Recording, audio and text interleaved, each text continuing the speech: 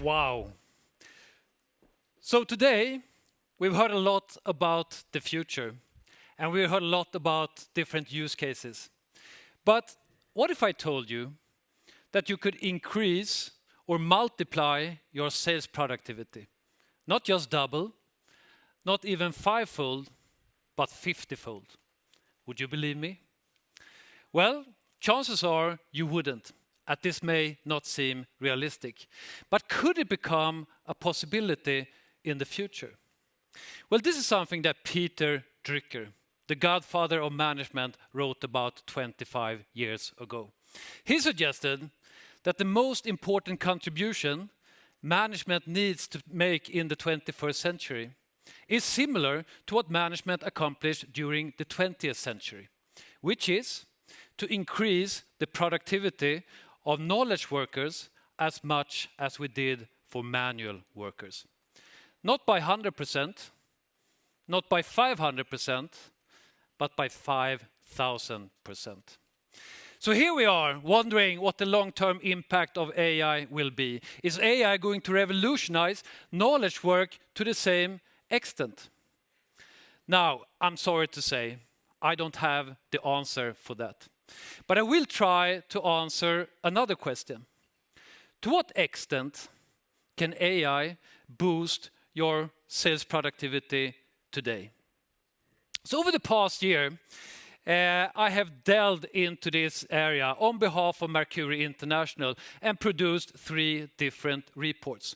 And these reports provide hundreds of examples of how AI can be applied in sales, marketing, and H&R, and how they are driving productivity. But as I can't cover all of them today, I will focus on 3 overarching areas where AI can boost your productivity. But before we do that, we need to understand what AI is. We need to put it in a context, and we need to understand its goal. So what exactly is the goal of artificial intelligence? Well, let me put it this way. The goal of artificial intelligence is to create machines and computer systems that can perform tasks requiring human intelligence. In essence, with AI, we are attempting to mimic human cognitive abilities. So for that reason, let me draw a metaphor by comparing AI to the human brain. And let me start with the left hemisphere, which is often associated with rational or logical thinking of our brain. It's the side we engage for analysis, problem solving, mathematics, and focusing on details. In AI terms, this could be referred to as a form of analytical artificial intelligence. And the objective here is for us humans to make informed decisions, to make future predictions, but also understand patterns, correlations, or clusters in big data. So this is, as we all know, something AI is quite good at. Not to mention, maybe thousands of times better than we humans are. But then we have the right hemisphere, which is thought to be more aligned with creativity. In AI terms, this corresponds to what we have been talking about today, generative AI. And the goal here is for AI to act like a creative artist capable of performing tasks or generating content such as poems or images, music or videos or whatever you want to create. But also understanding visual concept and languages as well as interpreting human emotions. And in the midst of this, we find the brain's command center, underpinned by machine learning, deep learning, and neural networks, all based on a multitude of AI technologies.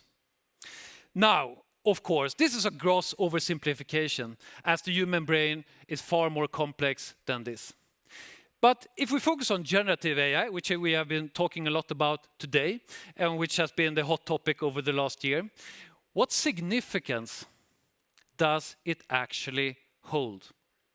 Well, if Gartner is to believe, the implications will be far-reaching. They go so far as to say that generative AI will change the world faster than any innovation in history. The ramifications in the near, mid, and long term will be startling, fundamentally altering the way businesses operate. Jobs will change, and workers and executives will need to adjust. But then the question is, what will change? And more importantly, what are the benefits of generative AI for all of us working in sales and marketing? So, to clarify my brain metaphor here, I want to emphasize 3 human abilities that we can enhance with generative AI. And I refer to them as the 3 C's. And they stand for the ability to cognize, the ability to create, and the ability to communicate. Now, let's begin with the first concept, the